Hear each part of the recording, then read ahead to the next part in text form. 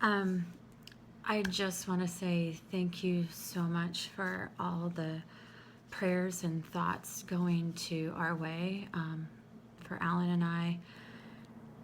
Um, I just wanted to reach out to y'all because there's been so many of y'all that have been wanting to talk and pass on good thoughts and such. So this was my way of talking to everybody all at once without um, kind of reliving it. Um, um, this weekend should have been a great weekend. And I mean, we listened to a lot of great artists. One of the reasons why we got the tickets is because we never got a chance to, go to Stagecoach and be a part of that. So Route 91 was, a great way of experiencing that. And we were at the VIP tent. Um, so we met a lot of great people. Actually, we met some friends daily that we met at the festival. And, everybody was just really good hearted, good people. And there's so much that goes on in our head, but, obviously Jason Aldean was the big act, on Sunday. And he came on. He probably played about maybe 4 songs, and I really thought when we started hearing the pops, and that's what it sounded like. I thought it was, what do you call it, pyrotechnics, whatever, stage stuff. Then I kind of thought, oh, fireworks, and it wasn't until Jason Aldean ran off the stage, I think gave everybody an indication that there was a problem. Um, so I am beyond thankful for Alan. He was pretty quick at his thinking. He usually can he has a high, I don't know, sight, smells, anyway, he put it together a lot quicker. We tore down the table and we hit it in the right direction because he kind of knew it was coming in the far exit of the tent area. And so we put the the table down, and hid behind that. And our table mates, were there, and we were all huddled. And one of the guys was kind of farther out, and so Alan told him, you need to get in. You need to scoot behind the shelter. And the first rounds, it seemed like an eternity, and I know it's not, but there was so many, and you could hear the ricochets off of the tent hitting metal, and it was just kind of going ping, ping, ping, and we were starting after the first clip stopped. We got up to run, and he started again firing, and we just, bellied on the floor to take cover. So after that round, then we tried to get out, and I think that was probably out of the tent. It was probably the most vulnerable we felt, even though everybody's kind of crouching down. Getting out of the exit, was tough, and you felt very vulnerable. At this time, we didn't know how many people, or how many guns, or we were just hearing things in the VIP tent, that there was multiple shooters from different hotels on top of roofs, and that's all we knew. So when we exit the VIP, and there's a group of vendors and bathrooms on each side of the VIP tables or tent. We ran out, and again, more shots were fired, and so we took cover. I don't know, like a palm tree or something. And there was a guy.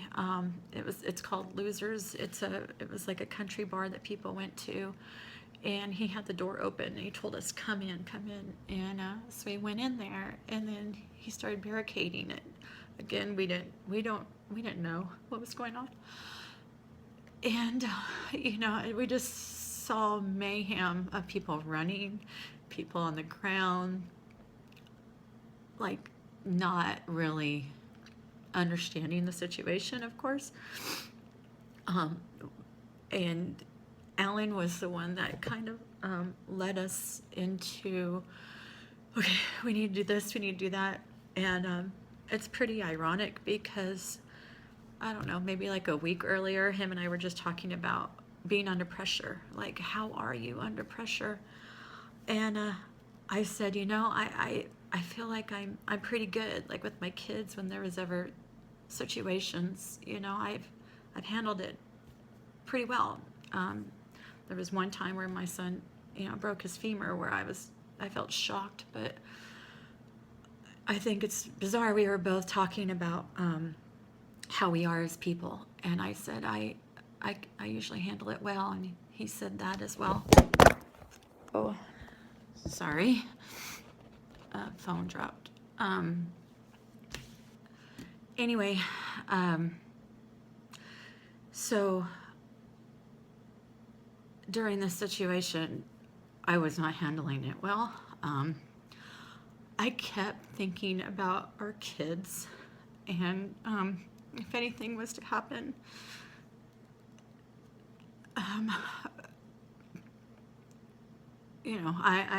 I was just losing it, and I was trying to breathe and holding it together. And when we were in the Losers Bar, there was another couple, and we were huddled together, and I do remember just praying out loud, and the only thing that came to mind was our Father. And so that's what I prayed, and her and I were, just holding on tight. Our table mates in the VIP room, I don't know what happened to them, because, like, again, we ran out. So when there was a lull after the shots stopped, we ran out again, and it happened again. It's like it feels like it never stopped, and we duck under some barrier, and again, we're with some random couple. She's losing it like I'm losing it. We're just crying and can't understand.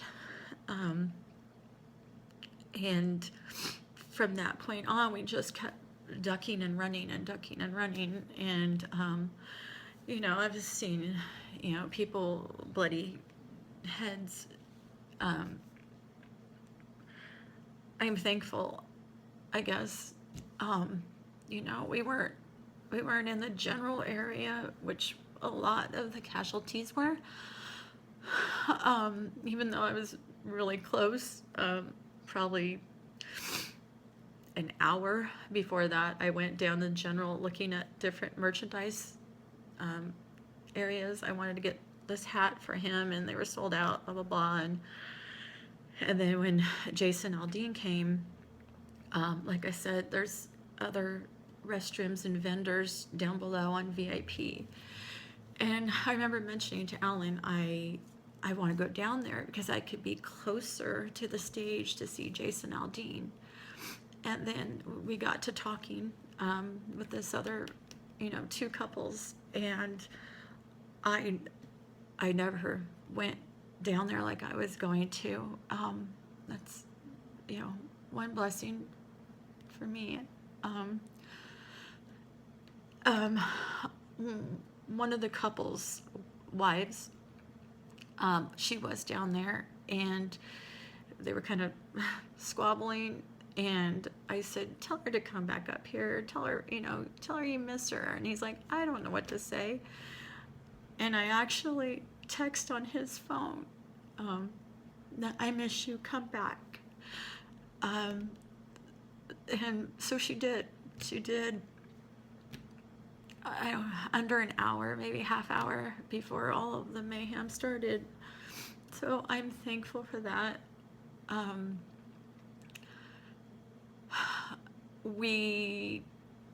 Everybody was running. There was merchandise, there's stuff everywhere, purses, hats, stuff. Oh, grace of God, we got to our hotel. It was MGM. We already checked out, and we were just going to do an all-nighter of 4 or 5 hours before to get our flight, whatever it was, I don't know. And we got into MGM, and again, there's masses amount of people, very upset, crying, hurt. I don't know what happened there, but the whole lobby, I remember turning, and the whole lobby started running and screaming again. And I'm thinking, my God, there's more. There's more people, more shooters. I don't know. We all started running. We went in baggage claim area. Again, we ducked. Again, another couple, and she was kind of pushed out and not safe, and Alan grabbed her legs to hide her, and he told this couple, that's a concrete wall, run, we'll be right behind you. And that's what we did. There was tons of people in this underground MGM hallway, I guess. And I don't know how long it was. It was a long time that we were there. During that time, Alan spotted our bags at baggage claim. There was a phone left on the ground, and he picked it up. And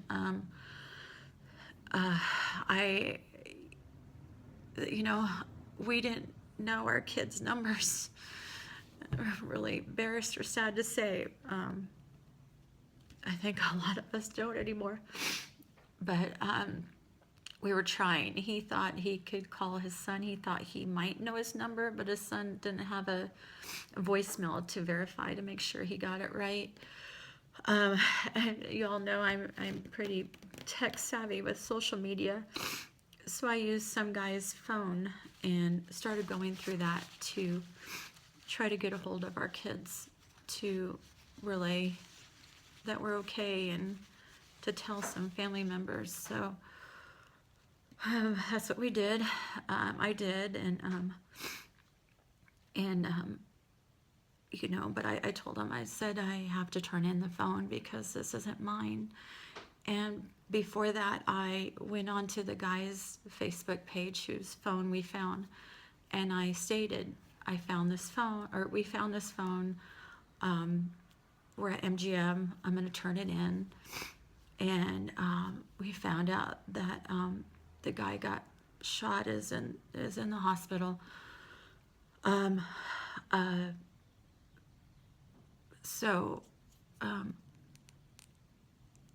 don't know. I turned it in to MGM.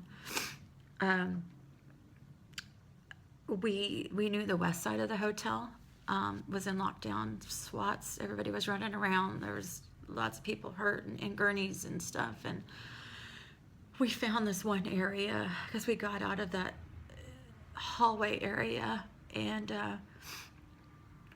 we had to use the restroom, went to the restroom, and then found this one little area just to sit and just try to piece it together somehow. We found out the west side of the MGM, and y'all know how large MGM is. We decided to go in the opposite direction and try to see if we can get out to go to the airport. We had nowhere to go. We did hear the airport was closed, but we wanted out of there. And there was us and a few other couples that were in a parking structure. We're just walking, walking, walking. We're on the side road, and luckily a taxi came by, and we got into the taxi, and also our stuff, our cell phones, the bag that we had at the festival was left behind because of the mayhem. So, it's not like you can do Uber or anything, but the guy he was an angel. I mean, that took us to because they weren't letting people in. The guy just happened to live in that area, and he dropped us off at the airport, and the airport was closed. So we were there for 4 or 5 hours before they decided to open it again. And luckily we got on the flight. Alan and I are and have been just very,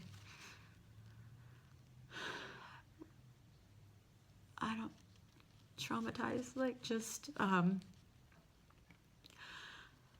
you go through all the stages of trying to make sense of it, and your body feels very heavy and exhausted. You go, the stress and everything that goes through.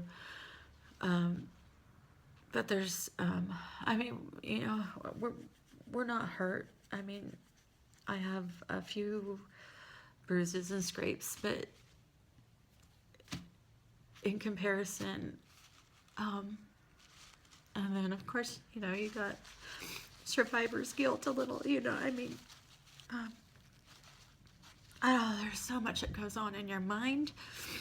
And another thing I kept thinking of, because we were talking about our eldest children, both are girls, and they love country music like we do, and we're like, oh, it won't be long, because they're getting to almost age where, they could do this, or, or they could meet us or go with us, or, and I kept thinking about that too, because I can't imagine being separated or trying to find them in the middle of chaos. And I've heard of so many stories of the separation of lost members, of people, strangers holding people as they passed. And it's just unfathomable.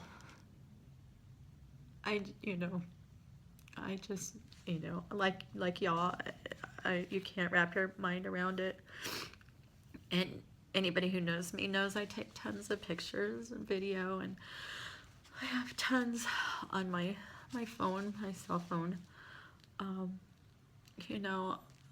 One picture I took when I was on the little swing thing, and it was up high, and you can see Mandalay Bay, and all you think about is, what did this psycho do? He was there, he checked in Thursday and was scoping it out. He could have been amongst, everybody to get his shot.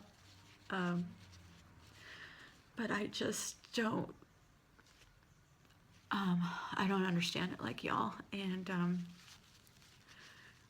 I am just heartbroken for something that was supposed to be fun to end like this. And this is not politics at all. I've heard some negative stuff regarding country people, or I shouldn't even say country people, I should say music lovers happen to love country.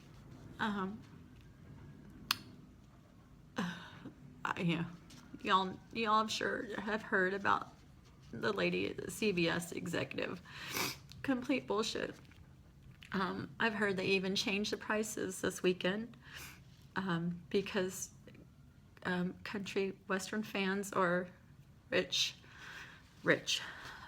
So they upped all their prices. I have seen multiple pictures of victims and their blood and bloody hallways in the hotel or hospitals, and we all bleed the same.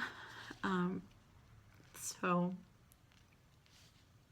love each other, hug each other. You just never know. But we just want to say thank you for caring and for loving us and saying prayers. And I don't know if you've seen this, but we tried to give blood today. We waited over an hour, and we were turned down because they ran out of supplies, which is double-sided coin. We just felt very, what's the word? Like we really wanted to do it, being the situation of what we went through. And the girl next to us lost 2 family members. So it's very real. It's, if you can donate blood or anything like that, it's needed.